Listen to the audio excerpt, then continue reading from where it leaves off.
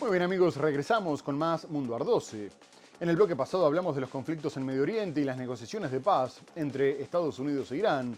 Y en este quisiera comenzar en Ucrania, que está a punto de perder las dos ciudades claves de Konstantinovka y Limán, pero que intenta responder atacando Rusia con drones de largo alcance, sobre todo infraestructura energética, lo que ha venido escalando el conflicto lejos del frente. Ucrania lanzó su mayor bombardeo en 2 años sobre Moscú, dejando 17 heridos y varios incendios, al tiempo que los drones alcanzaron una importante refinería por segunda vez en una semana.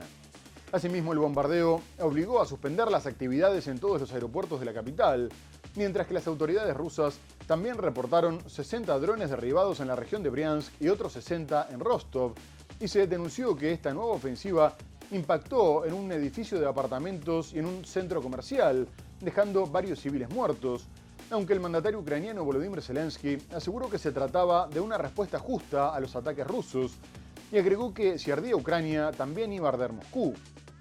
Además, sostuvo que era importante que el pueblo ruso sintiera las consecuencias de la guerra, en un momento en el que Kiev, Estados Unidos y sus socios europeos aumentan la presión para alcanzar un alto al fuego, congelar la actual línea del frente y comenzar a negociar una paz definitiva.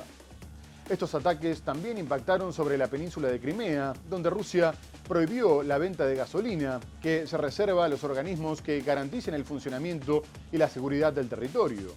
Además, Kiev también apuntó en Crimea contra un puente ferroviario, una central eléctrica y otras infraestructuras críticas, en un intento de dejar aislada la península. Ucrania lanzó el jueves su mayor ataque con drones contra Moscú en los últimos 2 años. Esto provocó incendios en la capital rusa y sus alrededores, y perturbó los principales aeropuertos con cientos de vuelos retrasados. Varios drones alcanzaron una importante refinería moscovita en lo que el alcalde definió como un ataque a gran escala, aunque no precisó el alcance de los daños. El presidente de Ucrania, Volodymyr Zelensky, declaró que este ataque es una respuesta plenamente justificada a los bombardeos rusos contra sus ciudades. La ofensiva coincide con la reunión que el mandatario ruso Vladimir Putin mantiene con líderes del sureste asiático en la ciudad de Kazán, a unos 700 kilómetros al este de la capital. A inicios de junio, Kiev golpeó la zona de San Petersburgo, coincidiendo con un importante foro económico.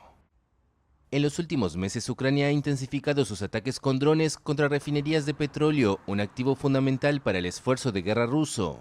La venta de gasolina en Crimea, ocupada por Rusia, ha quedado suspendida desde este domingo por la mañana, mientras se agrava la crisis de combustible en la península. Según el responsable de Moscú para el territorio anexionado, el combustible solo se venderá a organismos gubernamentales que garanticen el funcionamiento y la seguridad en Crimea. Las autoridades rusas informaron de 5 muertos y decenas de heridos. Mientras tanto, Rusia lanzó un nuevo bombardeo sobre Ucrania. Un misil balístico impactó en la ciudad natal del presidente Volodymyr Zelensky. Según las autoridades ucranianas, al menos 3 personas murieron y más de 20 resultaron heridas. Y la guerra amenaza con escalar todavía más y abrir un nuevo frente, dado que el presidente ucraniano Volodymyr Zelensky amenazó a Bielorrusia con atacar los radares en su territorio. El mandatario le dio un ultimátum de 1 semana para que apague y desmonte el equipo que está permitiendo que los drones rusos ataquen su país, lo que considera como un apoyo directo a Moscú. La advertencia fue hecha en 3 ocasiones después de que revelara que habían realizado gestiones en privado sin obtener ningún resultado y advirtiera que necesitaban que el mandatario bielorruso Alexander Lukashenko demostrara una distensión con algo más que palabras. Por último, también exigió que dejara de suministrar combustible al ejército ruso, aclarando que conocían todas las fábricas bielorrusas que trabajaban para la maquinaria de guerra rusa. Mientras tanto, la Unión Europea está dividida sobre la estrategia a adoptar en este momento, dado que algunos estados consideran que tendrían que centrarse en aumentar la presión sobre Rusia con la aprobación de más sanciones y el envío de más equipo militar. Y la presidenta de la Comisión Europea, Ursula von der Leyen, dijo que había llegado el momento de negociar directamente con el Kremlin, porque la economía rusa estaba dando señales de debilidad, mientras que el frente no tenía movimientos importantes. Previamente había generado polémica la revelación de que el presidente del Consejo, Antonio Costa, ya había ordenado abrir un canal de comunicación. Pero más allá de las críticas, Zelensky llamó a los líderes europeos a estar preparados por si Putin aceptaba retomar las negociaciones, porque esperaba que el bloque pudiera sentarse a la mesa con él. La presidenta de la Comisión Europea, Ursula von der Leyen, declaró durante una reunión a puerta cerrada con los líderes de la Unión Europea del jueves que es el momento adecuado para considerar negociar directamente con Rusia, matizando que es Ucrania quien debe seguir llevando las riendas de cualquier proceso diplomático. Von der Leyen mantuvo que los indicadores económicos demuestran que las acciones occidentales están logrando que la economía rusa se quede sin fuelle. La cumbre de alto nivel celebrada en Bruselas se tensó de las revelaciones de que el presidente del Consejo Europeo, Antonio Costa, ordenó a su jefe de gabinete que abriese un canal de comunicación con un alto asesor del Kremlin solamente bajo el conocimiento de von der Leyen y unos pocos jefes de Estado europeos. La medida ha provocado una fuerte reacción por parte de los países del flanco oriental, que insisten en que el bloque debe reforzar las sanciones en lugar de entablar conversaciones con Moscú. Von der Leyen defendió este viernes la iniciativa diplomática, afirmando que Europa debe ser uno de los principales artífices de una paz justa y duradera. Por su parte, el presidente ucraniano Volodymyr Zelensky declaró ante los líderes reunidos que un alto al fuego sin garantías de seguridad firmes para Ucrania no es suficiente y reiteró que Kiev no cederá su territorio soberano. El presidente de Ucrania, Volodymyr Zelensky, ha lanzado un ultimátum de una semana a Bielorrusia para que desactive unos equipos de retransmisión situados en la frontera con Ucrania que, según afirma, están siendo utilizados para guiar ataques de drones rusos. Zelensky ha advertido de que Ucrania atacará esos radares si Bielorrusia no toma medidas. No obstante, la alianza con Polonia se resquebrajó después de que el mandatario ucraniano Volodymyr Zelensky nombrara a una unidad militar como héroes de Lupa, el ejército insurgente ucraniano, acusado de cometer masacres y una limpieza étnica en Polonia durante la ocupación nazi de 1943 a 1944, lo que alimenta la afirmación de Rusia de que hay que desnazificar Ucrania. El hecho generó indignación en Polonia y el gobierno ordenó retirarle a Zelensky la Orden del Águila Blanca, la más alta condecoración del país. El presidente polaco, Karol Nawrocki, recordó que 100.000 polacos habían sido asesinados por la unidad nacionalista que ahora es honrada por Zelensky, y que el hecho tenía una importancia que trascendía con creces los asuntos internos de Ucrania, aunque aclaró que a pesar de que este hecho era indignante, incomprensible y profundamente decepcionante, no supondría ningún cambio en la dirección estratégica de la política de seguridad polaca, por lo que seguirían brindándole apoyo frente a Rusia. A su vez, el ministro de Exteriores ucraniano, Andriy Sybiga, afirmó que la decisión de Varsovia era un error estratégico que solo beneficiaba a Moscú y lamentó que las emociones se hubieran desbordado, provocando medidas impulsivas y despectivas contra toda Ucrania, mientras que el primer ministro polaco, Donald Tusk, dijo que el conflicto alegraba a Vladimir Putin y conmocionaba a sus aliados. Y la disputa no tuvo señales de distensión, ya que Zelensky se ausentó de la nueva edición de la Conferencia Anual para la Reconstrucción de Ucrania, celebrada en Polonia, mientras que Nawrocki denunció que no había sido invitado. La reciente disputa pública entre el presidente polaco Karol Nawrocki y su homólogo ucraniano Volodymyr Zelensky socava la unidad política y beneficia a Rusia. Así lo advierte la Comisión Europea ante la escalada de tensiones. And if there's something we have learned over the past 5 years, facing this unprovoked war in Ukraine, is that unity is our strongest tool, and anything that undermines that unity, including disputes, in this case between a member state and Ukraine, is not helpful. Las tensiones entre Varsovia y Kiev aumentaron a finales de mayo después de que Zelensky bautizara una unidad militar con el nombre del ejército insurgente ucraniano UPA, una formación considerada heroica en Ucrania, pero vinculada en Polonia a la muerte de unos 100.000 civiles durante la Segunda Guerra Mundial. En respuesta, el presidente polaco Karol Nawrocki anunció la retirada a Zelensky de la Orden del Águila Blanca, la máxima distinción del país. Zelensky ha asegurado que no acudirá a la conferencia para la reconstrucción de Ucrania en la ciudad de Dansk, una ausencia particularmente sonada en esta cita anual que tiene como objetivo movilizar inversiones y en la que participan mandatarios y dirigentes de centenares de países, instituciones y empresas. Y en otro orden, el primer ministro del Reino Unido, Keir Starmer, anunció que renunciaría a su cargo tras perder la confianza de su partido y prometió trabajar para garantizar una transición ordenada. El laborismo comenzará el proceso para sucederlo el próximo 9 de julio y el nuevo líder asumiría antes de septiembre, en medio del malestar por el costo de vida y la decadencia de los servicios públicos, una economía que no termina de despegar y una deuda que supera el 95% del Producto Interno Bruto. Pero el descontento con Starmer también radica en el escándalo por haber nombrado como embajador en Estados Unidos a Peter Mandelson, una persona vinculada al delincuente sexual Jeffrey Epstein, y la debacle en las elecciones locales y regionales de mayo, perdiendo bastiones tradicionales y retrocediendo en Escocia y Gales, tras decidir recorrerse al centro para frenar el avance de la extrema derecha, lo que terminó haciendo todo lo contrario. El principal favorito para sucederlo es el político de centroizquierda Andy Burnham, alcalde del Gran Manchester, que acaba de volver al Parlamento británico tras una elección parcial en la que derrotó a la extrema derecha de Reform UK. Burnham advirtió que esta era la última oportunidad para cambiar antes de las elecciones del 2029 y evitó una posible contienda después de que el ex ministro de Salud, Wes Streeting, decidiera no competir para que la interna no debilitara todavía más al partido, ya que con los Tories en crisis se estaría abriendo la puerta a la extrema derecha. De cualquier forma, la renuncia de Starmer profundizó la inestabilidad política del Reino Unido, que tendrá su séptimo primer ministro desde el Brexit. El primer ministro británico Keir Starmer anunció el lunes su dimisión. El líder laborista, que durante semanas ha sufrido presiones internas en su partido en un contexto de economía estancada y aumento del costo de vida, indicó que se mantendrá en el cargo hasta la elección de su sucesor. La pregunta que se plantea ahora mi partido es si soy la persona más adecuada para liderarnos de cara a las próximas elecciones generales. He escuchado la respuesta de mi grupo parlamentario a esa pregunta y la acepto de buen grado. Cada decisión que he tomado ha sido para anteponer al país que amo. Por eso voy a dimitir como líder del Partido Laborista. Every decision I've taken has been about putting the country I love first. That is why I will resign as leader of the Labour Party. El gobernante explicó que el Partido Laborista empezará el 9 de julio el proceso para elegir un nuevo líder, que debería estar terminado antes del regreso de las sesiones parlamentarias en septiembre. El favorito para sucederle es el veterano político laborista Andy Burnham, alcalde de Gran Manchester, quien ganó el viernes una elección legislativa parcial en el norte de Inglaterra, garantizando el escaño de diputado.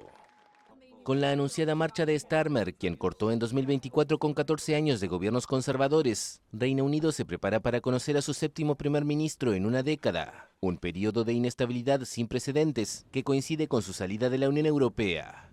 Nigel Farage, el líder del partido anti-inmigración Reform UK, que encabeza desde hace meses los sondeos nacionales, reclamó la celebración de nuevas elecciones generales. Asimismo, Estados Unidos continúa aumentando la presión sobre Cuba, tras afirmar que se ocuparía de la isla cuando terminara con Irán. Y el secretario de Estado, Marco Rubio, ya anunció nuevas sanciones contra 5 entidades estatales, 3 de ellas contra el conglomerado Gaesa, controlado por las Fuerzas Armadas, y que, según Estados Unidos, es el músculo financiero detrás del aparato represivo de seguridad.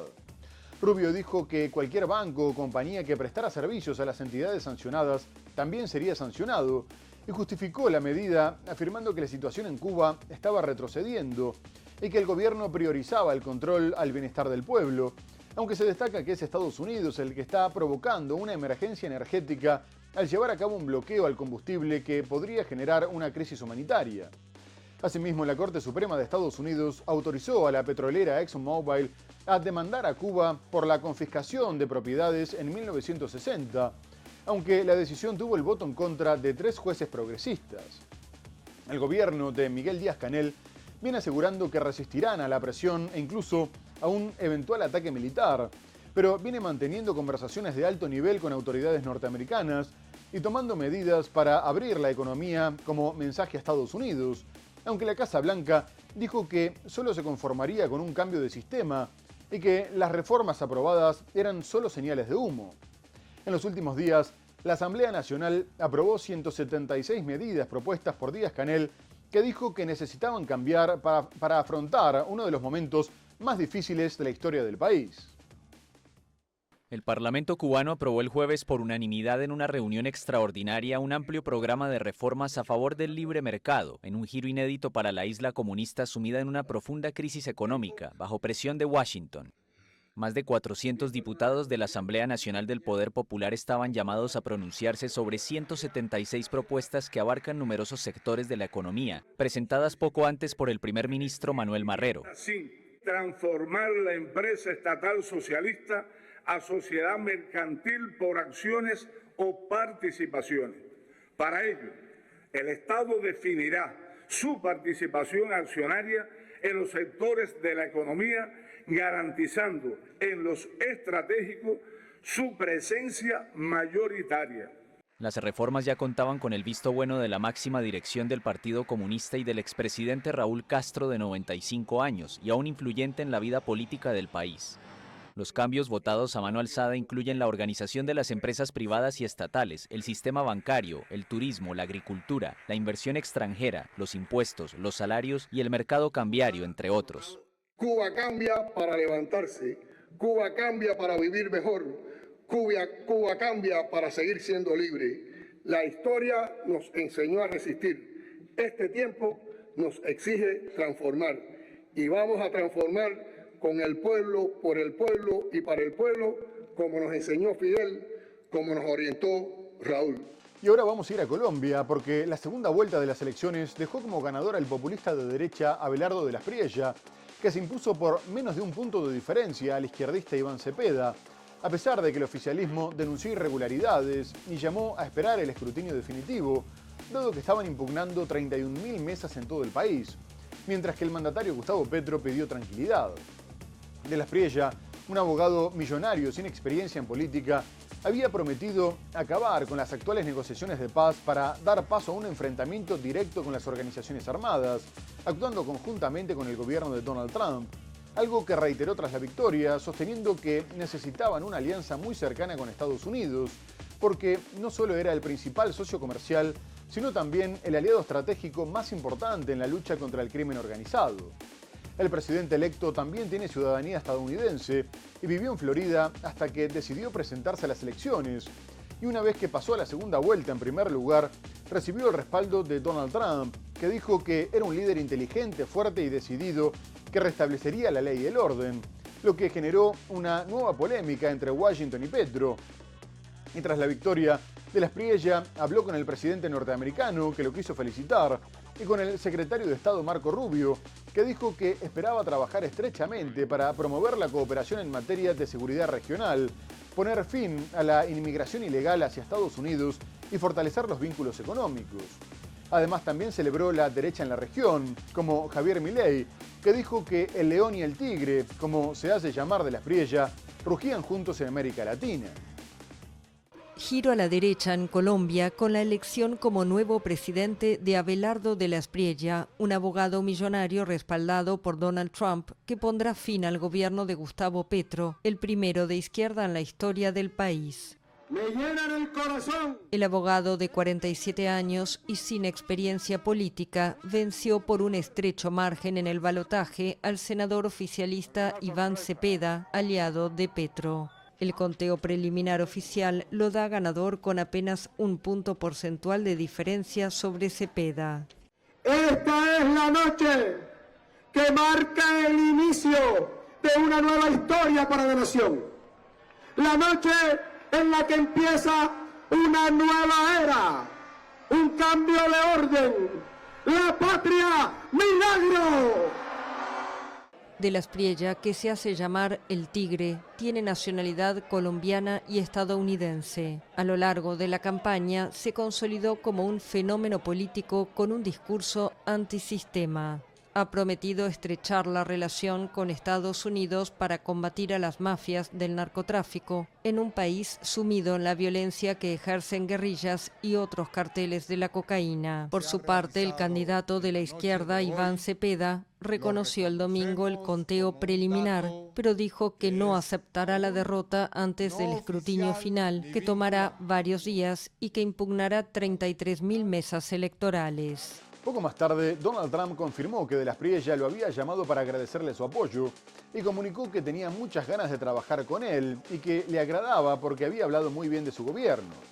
De la Espriella ya comunicó que buscaba recibir la ayuda de Estados Unidos para bombardear a los grupos armados de su país y se espera que Colombia vuelva a ser el gran aliado de Washington en la región tras mantener tensas relaciones con el gobierno de Gustavo Petro.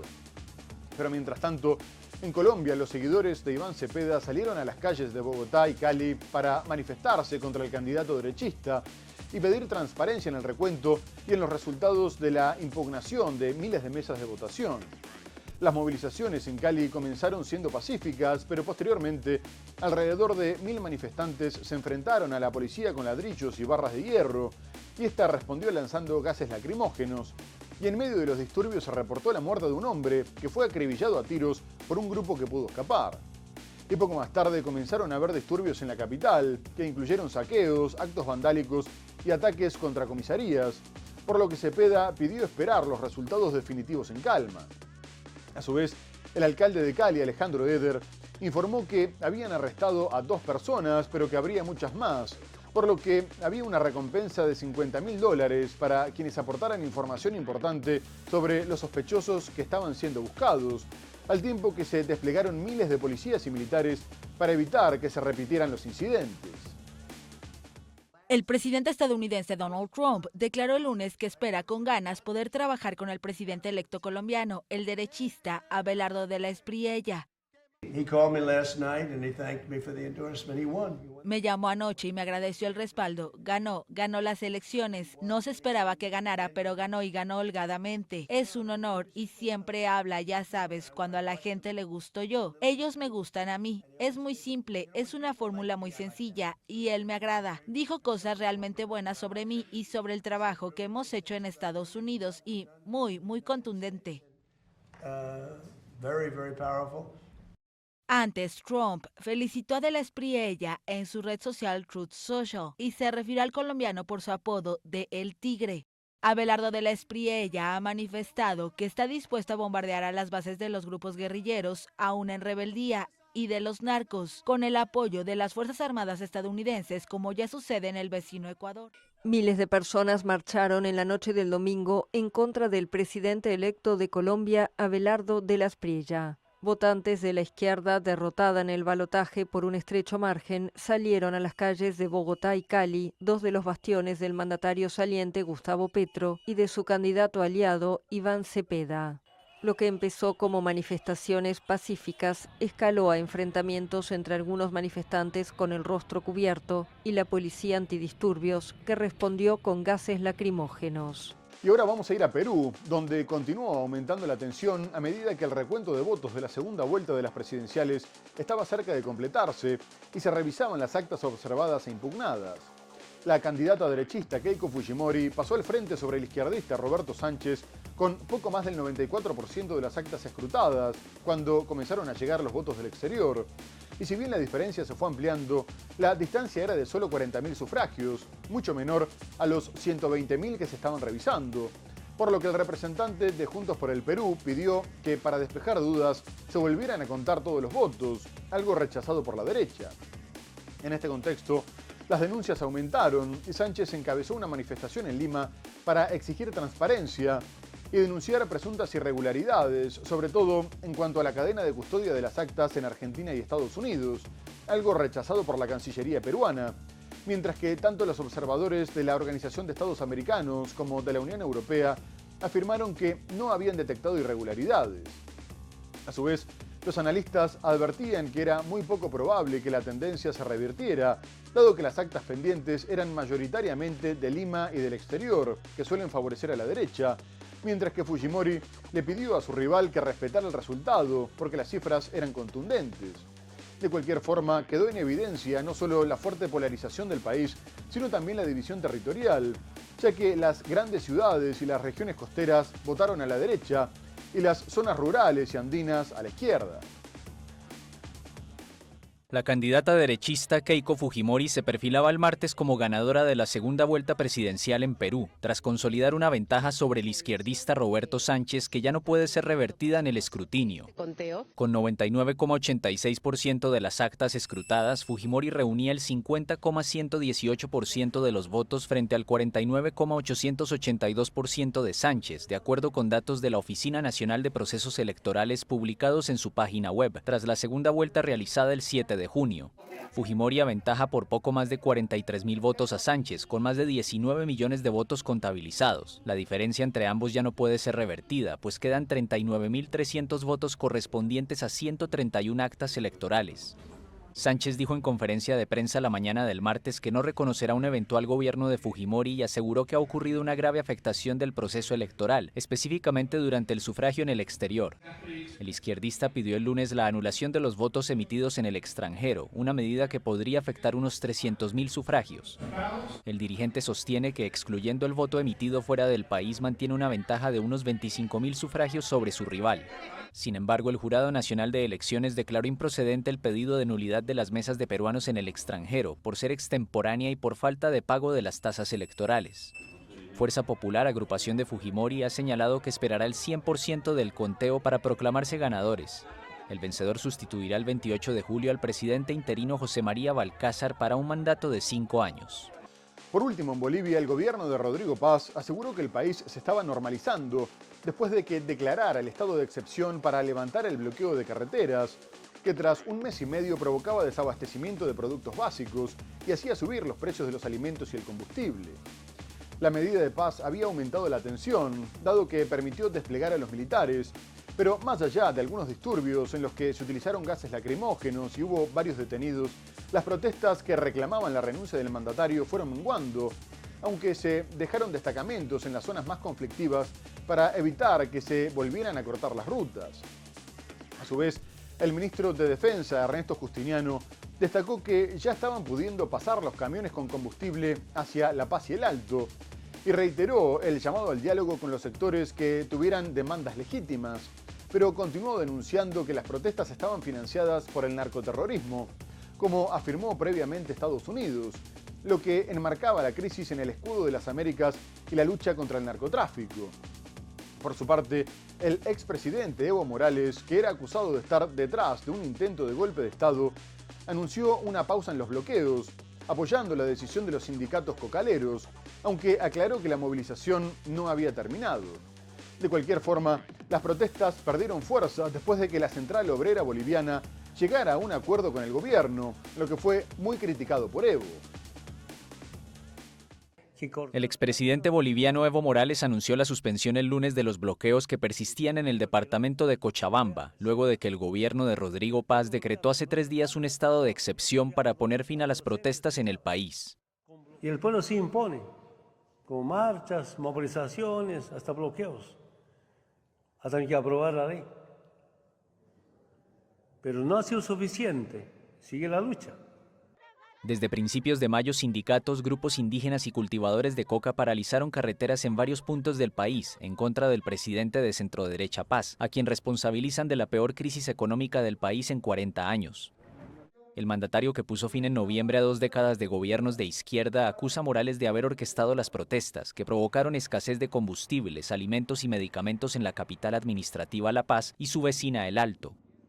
Morales declaró el término de una asamblea de dirigentes cocaleros el lunes que por ahora un cuarto intermedio en los bloqueos, cuyos últimos focos se concentraban en su bastión Cochabamba, en el centro del país.